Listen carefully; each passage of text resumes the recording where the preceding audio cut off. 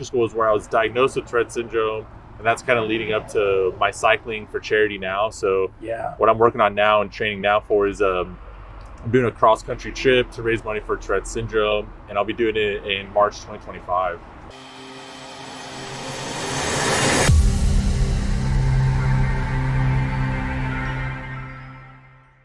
Good morning, Glendora. Taylor here with another episode where we spotlight local businesses and residents in the community that are making a mark. And I'm super excited to have this conversation today because I've been kind of following Anthony here on his journey, and I'm really excited to hear more about it. And I really think that you guys will get a lot out of it. So today we have Anthony Giammalva on the show. Thank Yes, you, sir. Anthony, for coming on. Oh, man. thanks so much for having me. It's exciting. Yeah. So Anthony, for people that may not know you or may not follow you on what you're doing, take us back a little bit and kind of help educate us on like from where you started and where you grew up to like now. Definitely. So I'm born and raised basically Glendora my whole life. Went to Sellers Elementary. After Sellers, went to St. Dorothy's here in Glendora as well, which is like right across the street from Glendora High. Yeah. And then that's where I kind of lost touch with a lot of friends from Sellers, and then from St. Dorothy's went to Damien High School. Okay. So I've always felt a part of Glendora, but then not 100% because there's a little bit of a rivalry there and stuff like that. But Sure. but yeah, my siblings, most of them went to Glendora High. So yeah, I've been living in Glendora my whole life. Awesome. And now I'm a full-time counselor, and I also teach speech courses at Citrus College. Okay. So yeah, I love it at Citrus. Citrus, for those of us who went to Sellers or maybe Cullen, LaFetra, I remember going on field trips to Citrus College just at a young age, or doing like performances in the theater.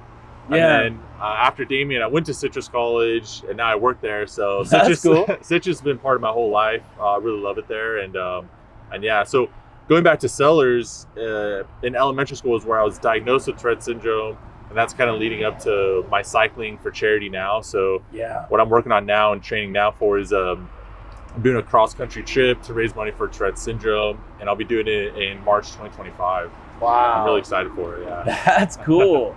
And what was that like? So when you got diagnosed, was that something you struggled with and wasn't really sure what it was? And then it kind of later came on like, oh, this is what it is. And it kind of made more sense, or how did that come about? Yeah, 100%. Like when I was diagnosed, I was like, I didn't really feel any different from anyone. Sure. I feel really lucky and blessed. It's a mild case of Tourette syndrome, so there's all kinds of levels to it. Sure. You know, most people think of the verbal outbursts, things like that.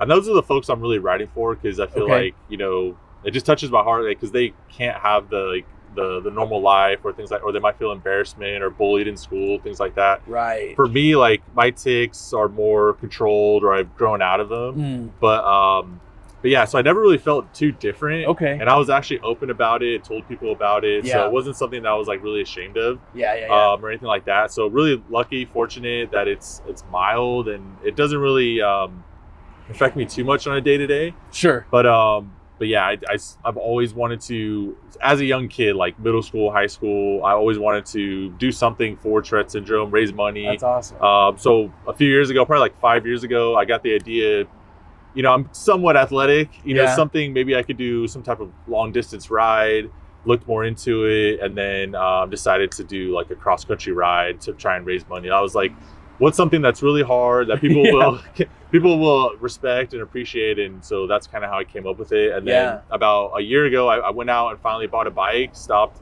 talking about it, and started doing it, you know. So I've been riding ever since. And I actually had a crash, my first bad crash, really? Last week.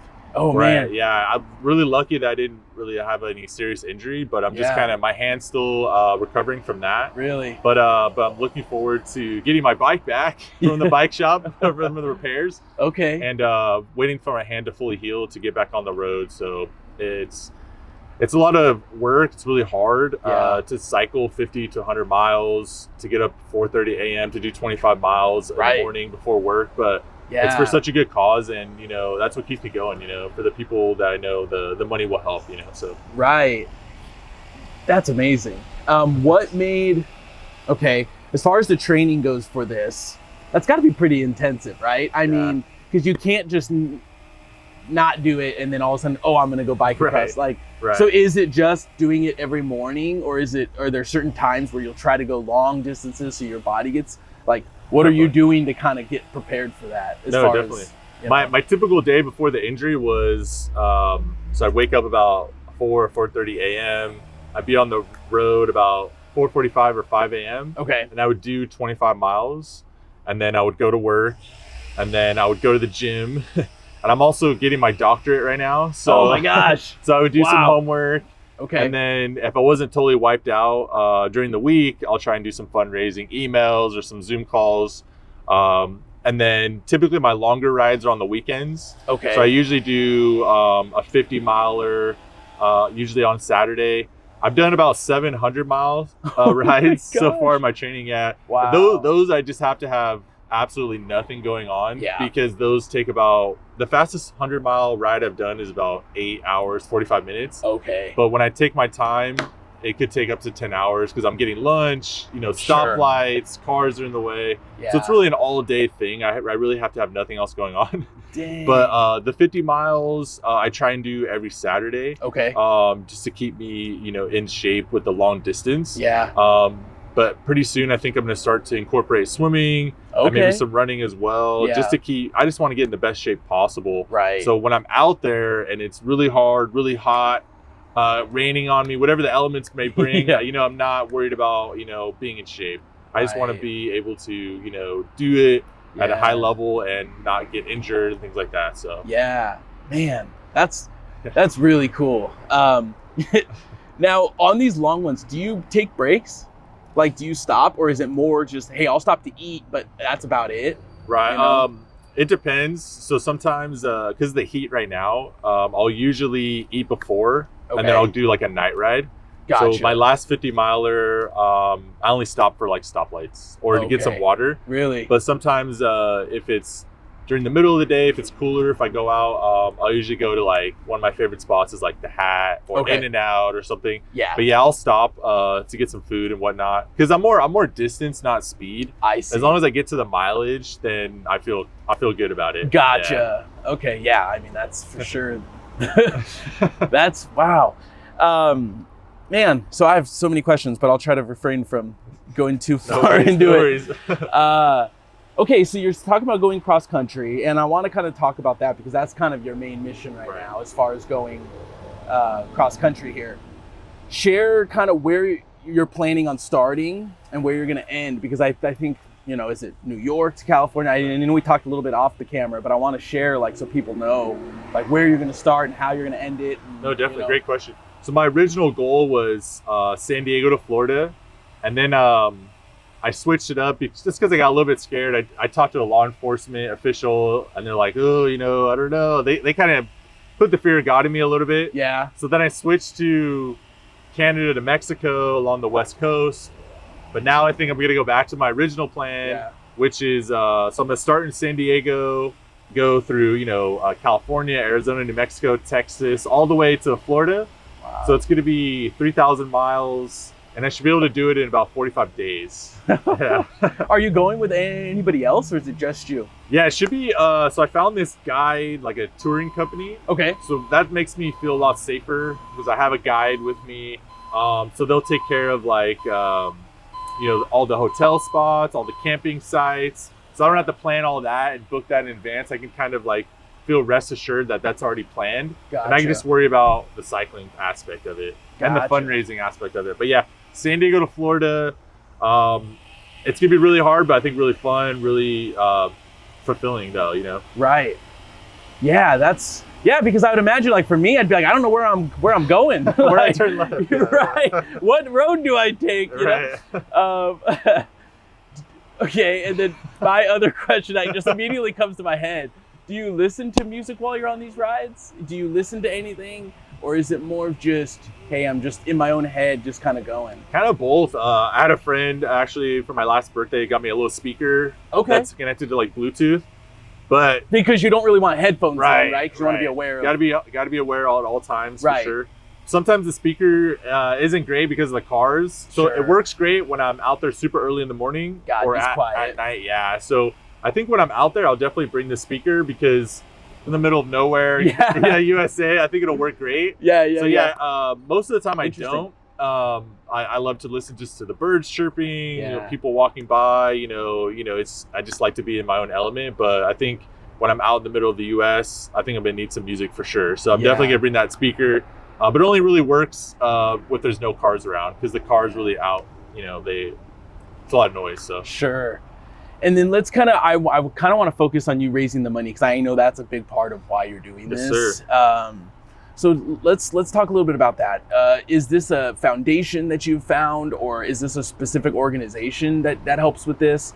And how can people help with this? Because I really want the listeners and everybody watching this to like participate and contribute to that, because I know this is really important. And, so share a little bit about where this money is going that you're donating to, and like how that helps. Definitely. Thank you. Great question. So I actually emailed Tourette's Association, like the actual, organization. They're unofficial. They're official. Okay. Yeah. So they set up this Give Gab for me. It's kind of like a GoFundMe, but they call it Give Gab. Okay. So that link is in my bio on Instagram. So which I'll share it so everybody can see it. Thank you so much. Yeah. So it's in my bio. So the money's gonna go towards. So there's no cure for Tourette's yet. Hopefully, maybe one day there's something, or better treatment options. Right. So the money's going towards research and better treatment options. Maybe there's some type of breakthrough, but that's where the money's going to be going. And then some money will be helping me to kind of, issues with the bike maybe, or, this trip along the way, food and water, things like that. Yeah. But majority of the money will be going towards Tourette's Association, which is my goal. I want most of the money to go towards them, Yeah. So they really set everything up for me, which was awesome. That is cool. They're helping me. I meet with them occasionally on Zoom to kind of brainstorm fundraising ideas. Oh, that's cool. So they've been really awesome. Oh, nice. But yeah, I'm kind of a one-man show with the fundraiser. I want to give a huge shout out to Glendora Chamber, though. Okay. Auburn, Stephanie, Joe, they've been like amazing. I've been going to the mixers. Oh, cool. Trying to just get my name out there, get the word out. Yeah. So everyone's been really nice. Glendora Chamber's been such an awesome resource. They are great. Yeah. Amazing people. All of them over there. That's awesome. And is there a specific amount you're trying to hit, or is it just up until as much as we can? I put 20,000 on there, but if it goes over, awesome. Great. If not, no problem. Sure. But yeah, my goal is I want to try my hardest to reach 20,000. Okay. I think it'll be amazing, a number to hit. Yeah. I'm so new to it all. And again, I'm one man show, so I'm just trying my best to reach out to everybody I can. Yeah. And the feedback has been awesome. I have a lot of leads right now, so hopefully it grows into something bigger. Yeah. Yeah. That's really cool. Well, I wanted to share this because I was really interested in talking to you, because I've been pretty vocal on my personal channels and stuff, not really so much on this, but because I grew up with a really bad stutter. Okay. And it was something that for me, it was like I could almost barely talk when I was a kid, and I went through some therapies and stuff like that. And I think, now I'm at a point where I've outgrown a little bit of it, but now I've helped other kids that are struggling with it and stuff. And so when you reached out, and it was like, I know it's different, but there's something there of like, there is that, what do you call it? That commonality. Yeah, and that little bit of hurdle to overcome. Right. And then also to feel like, because growing up, it was always, well, you're not going to be able to do this. Right. You can't be a public speaker. You're probably not going to be in sales. Right. And that kind of encouraged me to say, I'm gonna do it anyway. Right. It kind of pushed me to like 100%. be, and here I am doing a podcast, and I'm in sales every day. And so like, it just kind of shows that like, and I love what you're doing, because it kind of just, everything I see you're doing, it's more of just encouraging the people that are struggling, say with the Tourette's, where it's maybe hindering their lifestyle, or, and that's what I always push, is just try to do your best. So when you reached out to me, there was this little bit of commonality of like, oh, I really want to talk to him, because maybe there's something, some relationship there. Okay. So then I just wanted thanks for sharing. That's amazing. Yeah. I didn't know that about you. Thanks. Yeah. It was just something, that growing up, and I know this episode's not about me. I just wanted to share that, because when we got connected, I wanted to talk about that a little bit, because, sometimes that could be a hard for sure. 100%. But okay, so I'm going to kind of go back a little bit to the biking stuff. I know you were talking about how you wanted to do something long distance, kind of make this.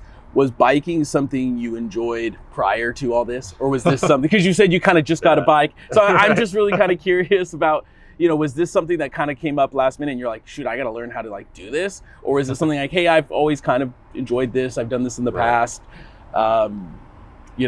Just curious. No, definitely. I never really been a big bike rider. Really? I kind of went all in, put all my chips in the middle of the table, bought a bike, and then fortunately enough, I fell in love with it. Okay. Like enough to do 100 miles, because 100 miles rides are, I mean, they're tough, right? Like you really got to love being out there all day. Right. Or even like a 25-mile ride at 5 a.m. is tough. Yeah. So no, I don't really have much background with bikes. Okay. I just figured it's something I know how to do already. It's something I could, like I was saying, I'm somewhat athletic. Sure. But yeah, like some people say like, oh man, I hate riding bikes. I never got that feeling. Like I really love going up a hill, conquering that hill, and then getting to go down it. So it's all good for me, but no background with the bikes, but just luckily for me, I fell in love with it. And it's something I now really enjoy. I can see myself riding my bike long-term now, not just for this big cross-country tour, but something maybe after. Like someone was mentioning like, we should start doing triathlons or doing all kinds of different things. So I think I'm gonna look into that after for sure. That's cool. That is really cool. And that's really respectful, because that's I admire you for that, because that's, Thank you. I have a few friends that do stuff like that, and I always watch them like, dang, that's a lot, Yeah, it is. So I'm sort of fit, but nothing like that, man. Wow. Well, you can. If I can do it, you can do it, man. That's like true. you just gotta be disciplined. Yeah, you gotta be disciplined, and like I'm not Superman. I just work hard, I just believe in being disciplined, I love that. Yeah. For sure. Anthony, I want to be respectful of your time, but I want to kind of give you the final words here. Where can people follow you? Where can people find you? If maybe it's not a financial donation, how can people help support this? Because I think it is a really strong and important thing that you're doing, and it's very impactful. And I'm all about making an impact, and I love that. Like, that's why I'm trying to do this, making an impact on the town and everything else. So share a little bit about how people can find you, where they can find you, how they can support you. I think that's really important. Thank you. They can find me on Instagram at Anthony_cycles with an S, the number 4TS. So Anthony_cycles 4TS. Yeah, give me a follow. That'd be amazing. Yeah. If you can't donate financially, that's totally fine. But give me a follow or send me a message, say, hey, great job or great workout. That's just as good to me, because that really keeps me motivated, because there's often days I don't want to get out of bed and ride my bike. I get tired, sore, all these different things. But yeah, if you want to share my profile, that'd be amazing too. And if you can, definitely try and donate. Yeah, the link is in my bio. Okay, that'd be amazing.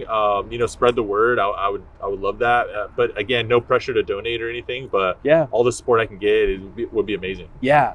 Now, are you going to be documenting your journey on your page? Because I think that'll be important for people to follow too, like when you actually do this. Yeah. And is there a date in mind? Like, you already have a date set up for this? It's going to be in March 2025. Okay. I don't have an exact date, but I will for sure. But I usually post right now. I post all my training. Okay. So I post all my Strava workouts. Yeah, I saw that. In the gym. That's cool. Just to kind of show that I'm doing it, and but yeah, follow me, and then it's gonna be a good time. And then when I'm actually out there, if I have some internet connections, I'll definitely post every day for sure. Cool. Yeah, so follow him, because I think that'll be really important. And I'll put his Instagram in all the contact information, or all the posts that we make on the YouTube channel. I'll put the donation links. I'll put his Instagram to follow. Share his page, like his stuff, follow him, because this is a really special thing. I think that not a lot of people do, and I think in our town, you don't see too many people going after some big